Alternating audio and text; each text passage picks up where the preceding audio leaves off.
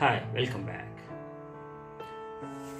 Have you ever seen a person with one leg in one boat and another leg in another boat, or one leg on one bike and another leg on another bike? You might have seen definitely in circus or some adventurous feats. But in real life, does it happen? No, it doesn't happen in real life. One cannot really excel in many. That is where the word failure we hear often from the people. I lost so much in my business. I failed in some exam. So there are root causes for any failures. Let us know.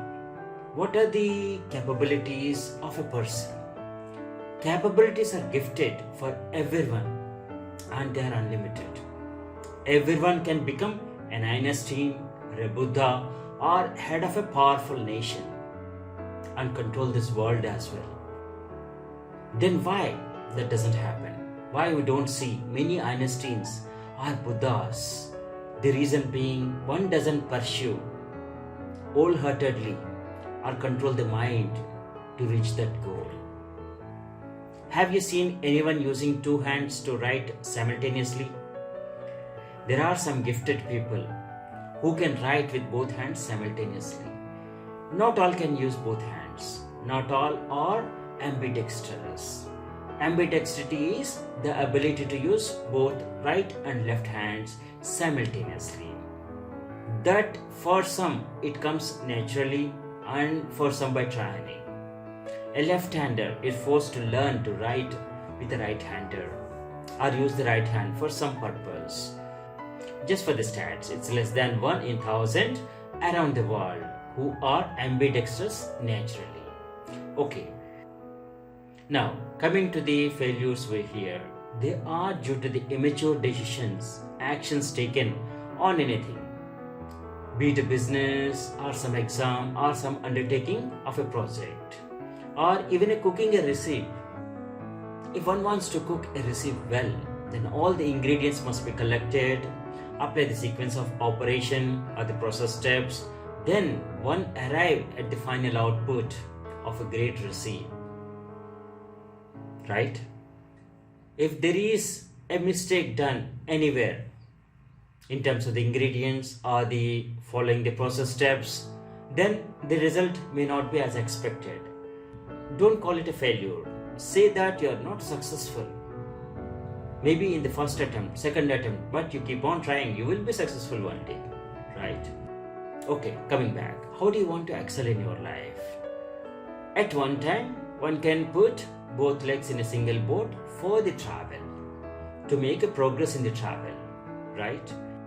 Okay, one got a good job, he is doing it, and all of a sudden, he feels that other job is lucrative. Some other job his colleague got or his friend got or someone. He feels like jumping into that. So that spontaneous decision is not correct. Once you made a progress in one, excel in the job what you have taken, gained enough experience, then you can explore another after thorough homework. The merits, demerits, pros and cons of that, and then you can take a decision. And a businessman can hire brains and manage other businesses, but never venture hastily into any venture. Know your strengths and stick to one core business or breadwinner for you, and all other efforts shall be secondary, right? And you should never lose focus on the main core business. Now coming to the employee-employer relation.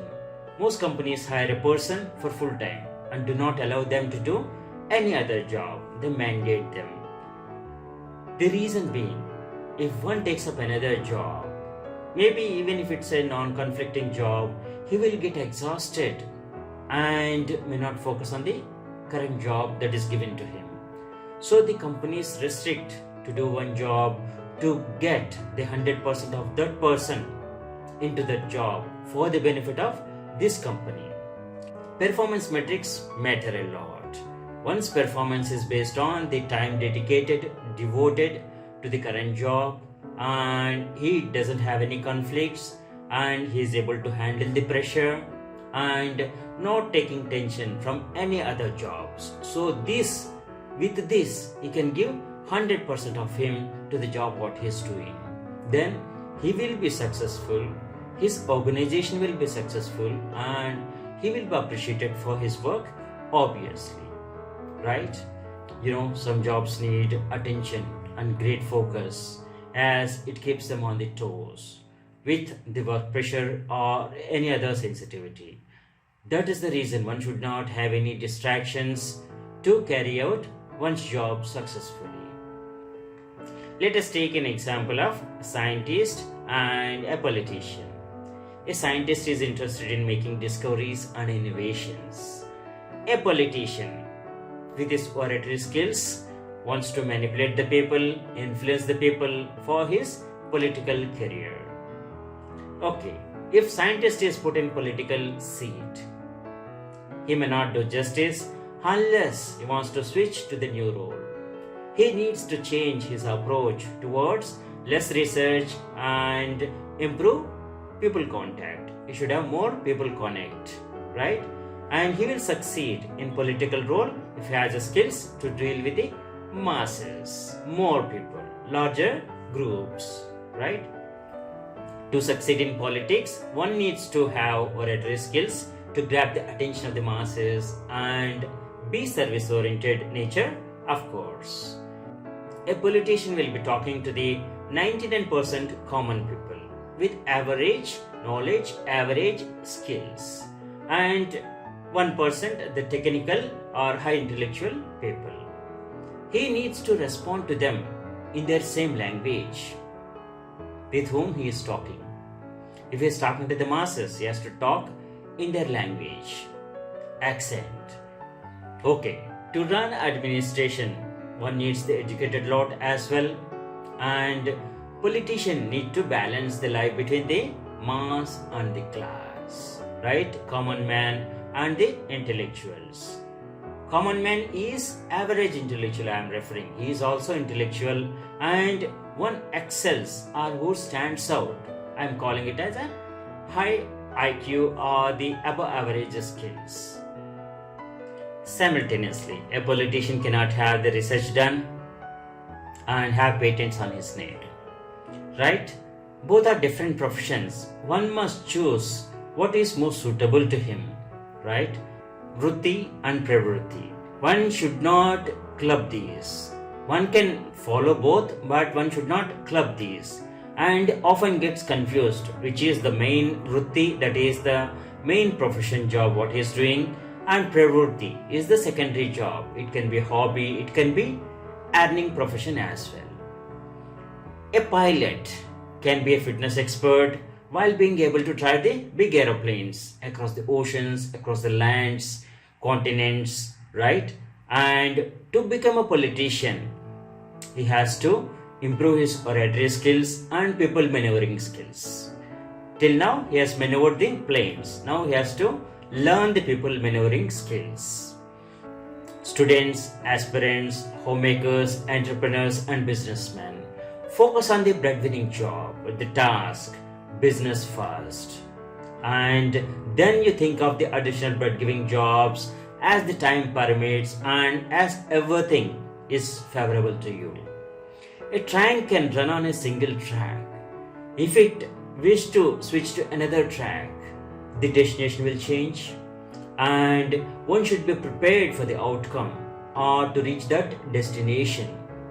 If one driver is riding a route from point A to point B for some time, then he will be well versed with the route as he knows the humps and bumps along the road, along the track, right? And if he is required to go to the destination C in midway, he has the driving skills, of course, but the route to the sea is a new route, and he has to learn the new route map and must go cautiously, even if he has years of experience to back him. For a couple of times, he has to be cautious for a couple of times until he is conversant with that route. So remember one thing, one must be cautious always in doing a business. Even if he has decades of experience of doing that business, he has to be cautious always. Like a driver, even if he is familiar with the route and driving for decades, then he has to be cautious every time he is on the wheels, right? One thinks that immature skills, what you might have acquired through some common sense or through some imitation or some observation, as the good skills to do that particular job. If one knew the medicine for the cough or how to do the first aid, can he think that he is a doctor? No. So similar way, if you know some few skills about the other job, then you should not think that you are a professional in that. You are just an amateur. You knew the basics. But if you want to excel, you have to do some research, dig deep into that. Whatever the basics you tasted, they are the teasers, right? If you want to really excel in the other profession, what appears to be lucrative to you, you need to do a lot of homework, dig deep into that. Then only you will be able to take a decision whether that one is the right for you or not. Businessmen, you may have so many ideas, but once you take up a business, thoroughly analyze and invest and give some time to get the ROI, return on investment. Study the project well before the hand and know the tricks of the trade. This is most important. Gain some experience, do some internships related to the job, do assessment, project study, and brainstorm on how to succeed in that job.